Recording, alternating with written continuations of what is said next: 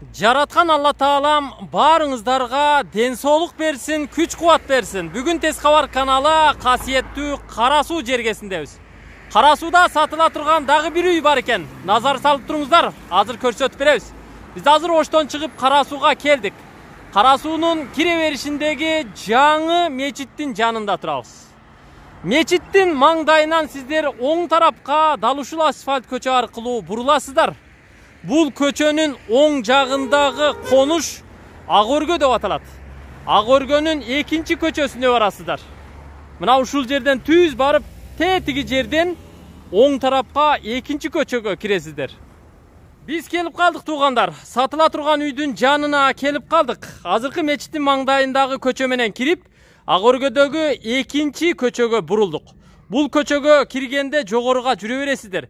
500 метр жогору чыгып келсеңиздер, жолдун сол жагында сырткы фасады житки траверти менен кооздолуп жасалган дал ушул эки кабаттуу үйдү көрөсүздөр.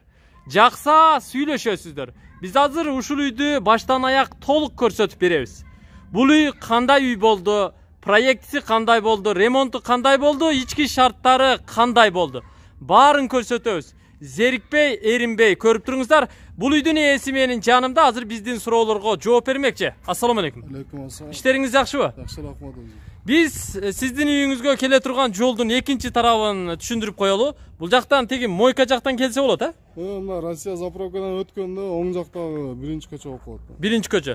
Тини теги тыныке кырккан жерден да кирсе болобу? Тыныке кырккан көчөдөн кирсе болот. Ошол жактан дагы кирсе болот. Демек эки жактан жол бар.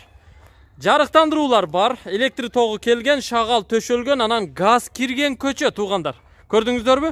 Газдын трубалары да бар. Ар бир үйгө централдык природный газ кирген. Даярсызбы үйдү көрсөткөнгө? Даярбыз. Даяр болсоңуз анда баштадык. Бул житки травертин качан тартылган? Бир ай болду. Бир ай болду. Жаңы эле фасад жасаган турбайсызбы? Тиги экинчи кабаты толук бүт элек окшойт, ичи байкалып турат. Бирок мына бул жерге чоң терезелерди коюп, сплошной, панорамный кылып коюп турсуз го. Крыша оцинковка тыныке менен жасалыптыр, суу түтүктөрү, фронтондору дагы жасалыптыр туугандар. Анан соколду караңыздар, соколдун сырты, фундаменттин сырты күрөң түстөгү кафель менен жасалыптыр. Бул жагыңыз эмне? Складбы, гаражбы? Гаражбы? Гараж. Демек бир унаа бата турган гаражыңыз бар экен, а? Мына мындай кооз дарбазаны коюп турсуз. Жакшы. Дарбазаны ачсаңыз, кирип көрөлү. Газды дагы как раз ушул жерден киргизип коюптур. Азыр биз сатыла турган үйгө кирип, толук баарын көрсөтүп чыкмакчыбыз. Бисмиллахиррахманиррахим. Ого, биягында келтирипсиз го. Кирпич өңдүү болуптур да, житки травертин дагы. Көрүп турасыздар. Биз ортодобуз, үйдүн босогосундабыз. Үйдүн алды бүт стяжка болуптур. Ортосунда суу жүрүүчү лотокчо дагы жасалыптыр. Жалпы жер аянтыңыз канча сотик? 4 сотик. 4 сотик. 4 сотик. Документтери кандай? Жакшы, бардыгы. Бардыгы бар. Документтери законный деңиз. Усталар келип мына 3D сүрөттөрдү түшүрүп берген турбайбы? Жакшы чыгыптыр. Кооз чыгыптыр. Өтө жакшы. Үйдүн короосунда таза суу бар турбайбы? Тиги жерде кранттан суу чыгып турат го. Жакшы. Суу бар экен. Бассейн бар экен балдарга жакшы. Гүл бакча, анан бактарактар да бар экен. Көрдүңүздөрбү? Жаңгак, алма, шабдалы, анар, жана роза гүл, башка гүлдөр. Кыскасы үйдүн алдындагы гүл бакча, жашыл флора. Бул жагы эмне? Времянкабы, Времянка. Биринчи кабат толук бүткөнбү? Ошондо сиздики? Эки комната косметика иши бар. Эки комната косметика иши бар. Мына жерден экинчи кабатка көтөрүлүп чыгат экен, а? Экини эми толук бүткөрө элек экенсиз да. Туурабы? Анда бир чекеден баштай берели. Мына ушул чоң комнатаңыздан кирип көрөлү, а? Бул жер тепкич экен. Тепкичтин айланасы гүлдүү тосмолор, темир тосмолор менен тосулуптур. Бул бөлмөнүн эшиги эки канаттуу чоң эшик. Тор коюлган, ички аянты чоң. Ого, мунуңуз вообще чоң. Площадка го? Залбы бул, Гостиный зал. Зал бөлмөсү. Көрдүңүздөрбү? Конок бөлмөсү. Сары түстө жасалыптыр. Бүт эмерек көрпө төшөк менен жабдылган. Көрүп турасыздар, занавеска тагылган. Көчө тарапта эки терезеси бар. Бөлмөнүн туурасы 3,5 метр, узундугу 8 метр чыгат экен туугандар. Көрдүңүздөрбү? Потолок фанерадан жасалып, ак түстө сырдалган. Ал эми пол болсо ДСП половая краска менен сырдалыптыр. Бул эми конок бөлмөңүз. Айыл аксакалдары бүт ушул бөлмөдө тойдо, конокто болот. Туугандар, эми калган бөлмөлөрдү көрсөтмөкчүбүз. Ал үчүн мына бул темир тосмонун төрүнө барып, тепкичтен көтөрүлүп чыгат экенбиз. Мына ушул чекеден баштай берели. Мына бул биринчи бөлмө экен. Эшиги пластик эшиктер көрүп турасыздар. Бул жактагы времянканын сырткы фасады дагы атайын боелгон, краскаланган, кыскасы жасалган. Бул кандай бөлмө? Спальный бөлмө турбайбы? Спальный бөлмө экен. Көрүп турасыздар. Ички аянтын азыр айтып берем, бирок ички жасалгасы, ремонту жакшынакай экен. Көрдүңүздөрбү? Кырмызы түстө же баклажан түсүндө жасалыптыр. 3D обойлор менен жасалыптыр, көрүп турасыздар. Бөлмөнүн туурасы 3,5, узундугу 4,5 метр чыгат. Күзгү, эмеректер бүт баары коюлган. Бул спальный бөлмө. Потолок деле өтө бийик эмес, пас, жылуу болот. Потолок Армстронг каражаттарынан жасалып, люстра илинген, терезеси пластик, жалюзы тагылган, пол болсо ДСП, анан сырдалган. Теплый пол барбы? Теплый пол водяной кандай? Электрический бе? Электрический. Датчиги менен. Жакшы. Демек бул жака теплый полду жасап коюптур. Отопление бар экен, Отопление бар экен. Батареяны коюп коюптур. Бул жагында кандай бөлмө бар? Ваннабы, жуунуучу жай. Демек түшүнүктүү. Бул жагы душевой ванна экен. Көрүп турасыздар, ички шартын азыр баарын көрсөтүп беребиз. 2 бөлүк экен. Дуалдын жарымына чейин молочный цветтеги кафель менен жасалыптыр. Полуда кафель, отопление батареясы бар экен. Киргенде эле оң жака бурулуп карасаңыздар, бул жерде ички ажаткана. Ажаткананы да жасап койгон турбайсызбы, Кир жуучу машина да бар экен, даарат алганга шарт бар экен. Бул жакта болсо төрдө раковина күзгүсү менен, төрүндө болсо жуунуучу жайы.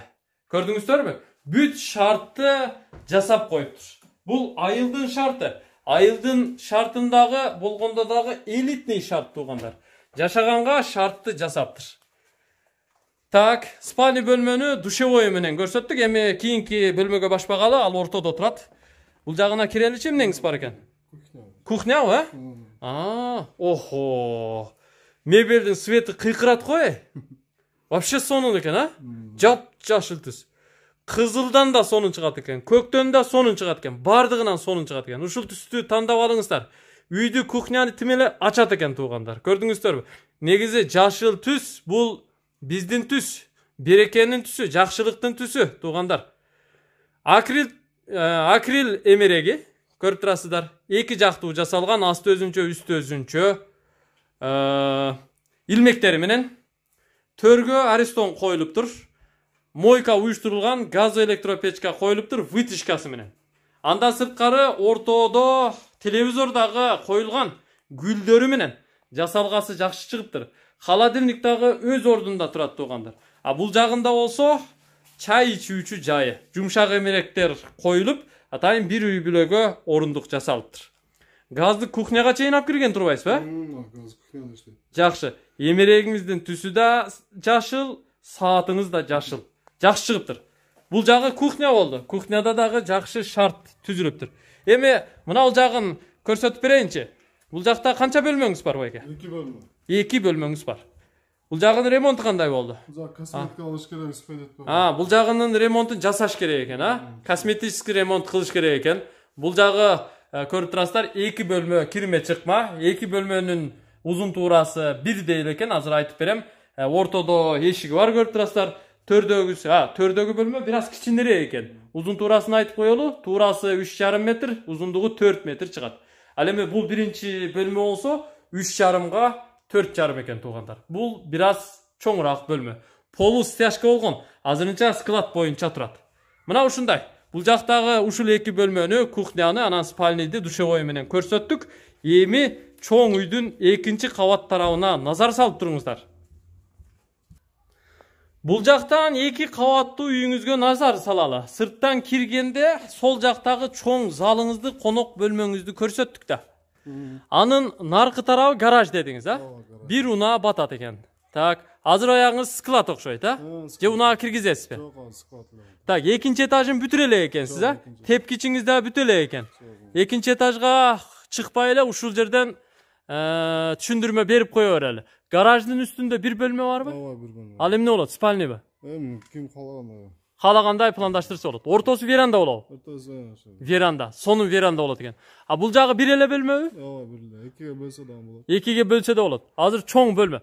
Ошондо биринчи кабаттагы залды көрсөтпөдүкпү, конок бөлмөсүн. Ошол эле бөлмөнүн үстүнкү аянты болуп калабы? Ооба. Мына бул бөлмөнүн, а? Ооба. Ушул бөлмөнүн үстүнкү аянты. Демек туугандар, бул эки кабаттуу чоң үйдө канча бөлмө бар экендигин эсептеңиздер. Биринчи бөлмө, үстүндө ошондой эле экинчи бөлмө. Гараж үчүнчү. Анын үстүндө бир спальня, төртүнчү бөлмө. Анан ортодогу веранданы кошо турган болсоңуздар, бул жагы 5 бөлмө болот.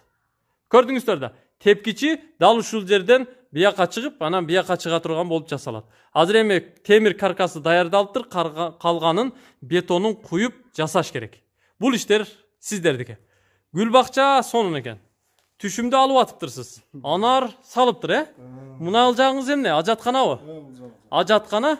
Бул жагыңыз болсо тоок гана турбайбы? Мына ал эмне? Септикпи? Септик. Септикти ушул жерге жасап койгон турбайсызбы? Септиктин моорусунда чыгарып коюп турсуз. Жакшы. Узун турба кылып, жыты жогору чыгып кете турган кылып, жакшынакай кылып жасап коюптур. Түшүнүктүү. Байке, айтыңызчы, үйдүн документтери кандай? Жакшы, бардыгы жакшы. Бардыгы жакшыбы? Неге сатып атасыз өзү? Максат кандай болуп атат? Акча керек болду. Акча керек болуп атат. Муну сатып жер үй аласызбы башка? Же квартира аласызбы? Жер үй алам. Жер үй аласыз. Мындай кичинерээк үй алат окшойсуз, а? Бизнеске акча сарптайт окшойсуз. Кошуналар кандай? Жакшы, кошуналар жакшы. Кошуналар жакшы. Бул жерде канча болду жашаганыңызга? Бул жерде 10 жыл, 15 жыл болуп калды. Үйдү өзүңүз салгансызбы? Өзү салгам. Өзүңүз салгансыз. 10-15 жылдан бери жашайсыз. Пышкычтан болгон. Экинчи этажы пышкычтан болгон. Бардыгы ошо наркына. Мынау тарап полный пышкыч. А времянкаңыз камкычпы? Жакшы. Түшүнүктүү.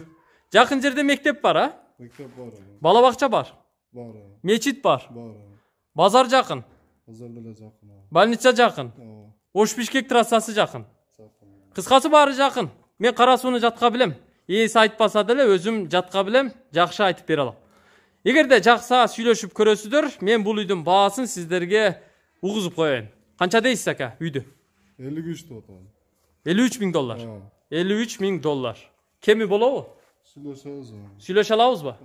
Вариантка эмне вариант кыла алабыз? Варианттар жок эле. Без вариантпы? Без вариант. Без вариант экен туугандар.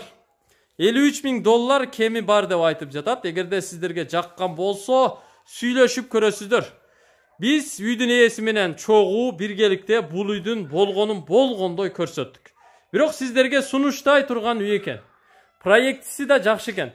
4 сотук жер болгону менен мынантип заңгыраган көп курулушту бардык шарты менен куруп жасап коюптур. Бир-эки жеринде косметический иши бар. Калганы сиздердики. Бул иштерди сиздер жасайсыздар, акчаны шырылдап эсептейсиздер дагы үйдө өткөрүп алып келип жашайсыздар. Башка сөзүңүз калбадыбы байке? Жок. Жыйынтыктай берейинби? Кошуналарыңыз жакшы, үйүңүз жакшы экен. Мен анда сиздин уруксатыңыз менен жыйынтыктайм, кайтам. Мына ушундай болду урматтуу Тез Кабар каналынын көрүүчүлөрү, үй издөчүлөр.